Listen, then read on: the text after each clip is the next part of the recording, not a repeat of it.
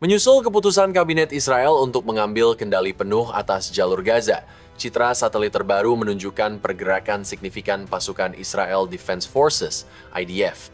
Langkah ini diarahkan untuk menindaklanjuti keputusan strategis dengan operasi berskala besar di kota Gaza, benteng terakhir Hamas. Tahap awal rencana ini adalah evakuasi sekitar 800.000 warga sipil menuju zona kemanusiaan yang telah ditetapkan, termasuk wilayah El Mawasi. IDF menargetkan proses evakuasi dimulai dalam 2 minggu ke depan dengan estimasi waktu 1,5 bulan sebelum pasukan bergerak masuk sekitar bulan Oktober. Operasi penaklukan diperkirakan berlangsung sedikitnya 6 bulan, melibatkan sekitar 250.000 personel. 6 divisi penuh, termasuk Divisi 146 dan Divisi 98 akan dikerahkan secara bertahap untuk mengepung dan menguasai setiap sektor kota. Israel memperkuat legitimasi internasionalnya dengan menggandakan jumlah truk bantuan menjadi rata-rata 300 per hari, lalu meningkat 4 kali lipat menjadi 1.200 truk per hari menjelang eskalasi militer. Selain itu, dilakukan pengiriman bantuan udara dan pembangunan fasilitas distribusi tambahan bersama organisasi berbasis Amerika Serikat, yaitu Gaza Humanitarian Foundation. Langkah-langkah ini diharapkan memfasilitasi evakuasi, memastikan pasokan makanan, air, dan kebutuhan penting bagi warga yang dipindahkan, sekaligus menjaga dukungan internasional. IDF juga menerapkan rotasi pasukan untuk mencegah kelelahan, meminimalkan korban, dan mengantisipasi tekanan diplomatik. Namun, risiko strategis tetap ada. Jika Gaza sepenuhnya dikuasai, Israel akan menanggung beban kemanusiaan untuk memberi makan, merawat, dan memenuhi kebutuhan penduduk, sesuatu yang oleh sebagian pihak diyakini dapat dimanfaatkan Hamas sebagai jebakan politik dan militer.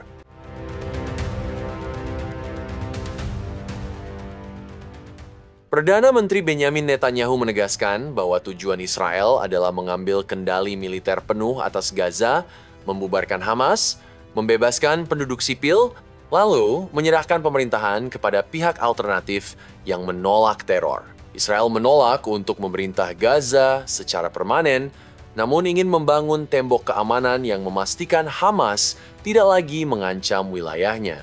Menurut Netanyahu, Hamas adalah Gaza dan Gaza adalah Hamas, sebuah pandangan yang menolak pemisahan keduanya. Hamas, yang terpilih secara demokratis oleh rakyat Gaza, tetap memiliki dukungan luas. Sejak 7 Oktober 2023, ribuan warga sipil Gaza terlibat langsung dalam serangan ke Israel, termasuk penculikan Sandera. IDF melaporkan penemuan senjata di rumah-rumah, sekolah, rumah sakit, bahkan fasilitas PBB, yaitu fakta yang menurut Israel kerap diabaikan media internasional. Sejak pecahnya perang pada 7 Oktober 2023, Joseph Project International yang merupakan importir bantuan kemanusiaan terbesar di Israel menjadi salah satu tulang punggung distribusi bantuan bagi masyarakat yang terdampak. Melalui jaringan logistik yang mereka bangun selama lebih dari 2 dekade, organisasi ini telah menyalurkan hampir 29,7 juta dolar bantuan, dikemas dalam lebih dari 1.637 pengiriman yang menjangkau korban serangan teror, panti asuhan, rumah sakit, pusat rehabilitasi, serta keluarga yang terpaksa mengungsi. Komitmen ini bukan hal baru. Sejak berdiri pada tahun 2000, Joseph Project International telah menyalurkan lebih dari 177 juta dolar bantuan kemanusiaan ke seluruh penjuru Israel, mengimpor dan mendistribusikan lebih dari 1.000 kontainer berisi kebutuhan pokok, obat-obatan, dan perlengkapan darurat. Di tengah konflik yang terus berlangsung, keberadaan mereka menjadi bukti bahwa koordinasi yang tepat dan jaringan distribusi yang solid dapat mempercepat sampainya bantuan ke mereka yang paling membutuhkan. Sejak awal konflik, jalur diplomasi berjalan paralel dengan operasi militer. Perdana Menteri Israel Benjamin Netanyahu berbicara langsung dengan Presiden Amerika Serikat Donald Trump, memberi lampu hijau kepada utusan khusus Trump, Steve Witkoff, untuk memulai perundingan dengan mediator dari Qatar dan Mesir. Fokus utama misi ini adalah membebaskan seluruh sandera Israel yang masih ditahan Hamas. Namun, di meja negosiasi, perbedaan tetap tajam. Israel menolak tuntutan maksimalis Hamas, termasuk penarikan penuh pasukan dari Gaza, dan pembebasan tokoh-tokoh senior kelompok tersebut. Netanyahu menegaskan bahwa hanya satu kesepakatan komprehensif yang mencakup pembebasan semua sandera yang akan diterima pemerintahnya. Para mediator internasional memperingatkan Hamas bahwa kehancuran total Gaza akan meninggalkan beban moral dan politik yang permanen. Mereka juga menegaskan, tidak ada negara yang terlibat dalam perundingan yang bersedia memberikan suaka kepada para pemimpin Hamas. Paket proposal baru mulai dirumuskan, yaitu mencakup pembebasan semua sandera, penarikan pasukan Israel, demilitarisasi kelompok bersenjata di Gaza, eksil bagi sebagian pimpinan militer Hamas, dan pembentukan pemerintahan sipil baru di wilayah tersebut. Meski upaya diplomasi terus berjalan, bayang-bayang eskalasi militer tetap nyata. Di lapangan, Israel mempersiapkan operasi besar-besaran di kota Gaza dengan pengerahan puluhan ribu prajurit. Rencana ini berpotensi memicu krisis kemanusiaan yang lebih parah di tengah kondisi kelaparan dan korban sipil yang sudah kritis. Sementara itu, Trump secara terbuka menyatakan dukungannya kepada Israel, menegaskan bahwa Hamas tidak bisa tetap berada di Gaza dan memperingatkan bahwa pembebasan sandera tidak akan tercapai tanpa perubahan drastis di medan konflik. Pada 10 Agustus 2025, IDF mengonfirmasi tewasnya Anas El-Sharif, pimpinan sel Hamas yang menyamar sebagai jurnalis senior Al Jazeera bersama rekannya Muhammad Karaka. Serangan udara presisi dilakukan di dekat rumah sakit Shifa, kota Gaza. El-Sharif diduga memimpin unit serangan roket Hamas dan bertanggung jawab atas dokumentasi propaganda, termasuk rekaman video para sandera. Di utara, Hizbullah menghadapi tekanan politik dari pemerintah Lebanon untuk melucuti senjata. Tentara Nasional Lebanon mengonfirmasi adanya koordinasi intelijen dengan Israel. Di panggung internasional, The Telegraph melaporkan bahwa sebagian besar ilmuwan nuklir Iran dipindahkan ke villa-villa di Teheran dan kota-kota di utara Iran, disertai penggantian pasukan pengawal untuk memperketat keamanan. Meski Iran secara resmi menyatakan tidak membutuhkan senjata nuklir, aktivitas di sektor ini terus berlanjut.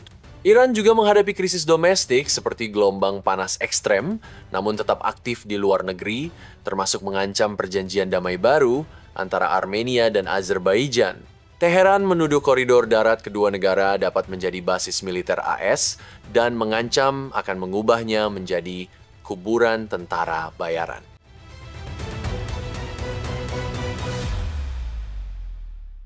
Sumber intelijen mengungkap operasi rahasia IRGC melalui unit khusus Unit 190 dalam menyuplai senjata kepada Houthi di Yaman. Jalur penyelundupan yang mereka gunakan mencakup rute, darat, laut, dan udara, memanfaatkan pelabuhan seperti Al-Hudaidah dan wilayah Oman dengan penyamaran barang militer sebagai kargo sipil dan dokumen yang dipalsukan.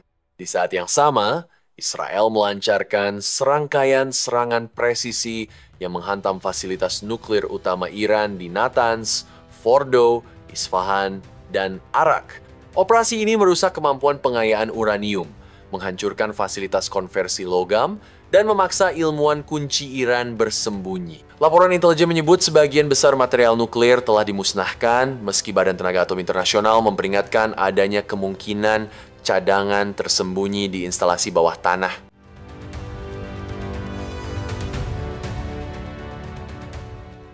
Israel berhasil menggagalkan gelombang serangan siber dari Teheran dan sekutunya sambil melancarkan serangan balasan yang melumpuhkan pelabuhan Syahid Rajai di Bandar Abbas, mengacaukan sistem perbankan, dan memblokir pusat data utama Iran. Untuk mempertahankan keunggulan ini, Israel mengembangkan Cyberdome, sistem pertahanan cyber nasional yang dirancang menangkal infiltrasi di masa depan. Keputusan Jerman memberlakukan embargo senjata terhadap Israel terkait rencana penguasaan kota Gaza menimbulkan ketegangan diplomatik baru. Sebagai respons, Israel mempertimbangkan penangguhan pengiriman senjata dan peralatan militer ke Jerman. Sementara itu, aktivis Swedia Greta Thunberg mengumumkan rencana mengirim armada kapal dari Spanyol untuk menerobos blokade Gaza bersama aktivis dari 44 negara, memicu respons keras dari pemerintah Israel. Perang ini kini memasuki fase kombinasi operasi militer, manuver diplomatik, dan perang informasi. Israel menegaskan tujuannya jelas, membebaskan sandera, mengalahkan Hamas, dan mencegah kembalinya ancaman teror. Namun, masa depan operasi, baik di medan tempur maupun di meja perundingan, tetap bergantung pada perkembangan beberapa minggu ke depan, dengan bulan Oktober sebagai titik awal paling krusial bagi babak baru konflik Gaza. Pada akhirnya muncul sebuah pertanyaan. Apakah operasi ini akan menjadi langkah terakhir menuju perdamaian atau justru membuka siklus konflik baru yang lebih panjang dan kompleks bagi seluruh kawasan? Beritahu kami pendapat Anda di kolom komentar di bawah ini. Jangan lupa untuk like, subscribe, dan aktifkan notifikasi pada video ini agar tetap mendapatkan informasi tentang perkembangan terbaru dalam geopolitik dan perubahan tatanan dunia yang sedang berlangsung. Terima kasih telah menonton dan sampai jumpa di video berikutnya.